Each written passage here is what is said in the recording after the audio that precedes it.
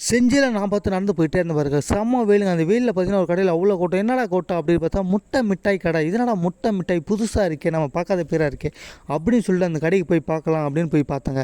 ஆனா உங்க கடையில என்னண்ணா முட்டை மிட்டாய் இருக்கு. என்னண்ணா உங்க கடையில ஃபேமஸ்னா, தம்பி நம்ம கடையில எல்லாமே ஃபேமஸ்ப்பா. எல்லா சாக்லேட்டும் நம்மளே ஓனா ரெடி பண்ணுறப்பா. 4, 5 தலைமுறையுமே எங்க அப்பா வந்து பார்த்துட்டு இருக்காங்க. இப்போ நாங்க பார்த்துட்டு இருக்கோம்மா அப்படின்னாங்க. ஓகேண்ணா முட்டை மிட்டாய் கொடுங்கண்ணா. முட்டை மிட்டாய் இல்லைப்பா இந்த கேக்குப்பா அப்படின்னா, சுட சுட அவர் அப்பதான் ரெடி பண்ணி வச்சு அந்த டிராவல் எடுத்து வந்து வச்சாரு. சரிங்க நம்மளுக்கு ஒரு 100 கிராம் கொடுங்கண்ணான்னேன். 100 கிராம் அண்ணன் ரெடி பண்ணி அப்படியே நம்மளுக்கு கொடுத்தாரு பாருங்க. என்னடா இதில் இருக்குது அப்படின்னு சொல்லிட்டு இவ்வளோ கூட்டம் இருக்குது நாமளும் சொல்லி ஒரு பீஸ் லைட்டாக கட் பண்ணி சாப்பிட்டு பார்த்தோம் பாருங்க. சூப்பராக நல்லாவே இருந்துச்சு. கேக்கு மாதிரி இல்லைங்க. அந்த பால்கோ சாப்பிட்டா எப்படி இருக்கும் அந்த மாதிரி சாப்பிட்டா நல்லாவே இருந்துச்சுங்க.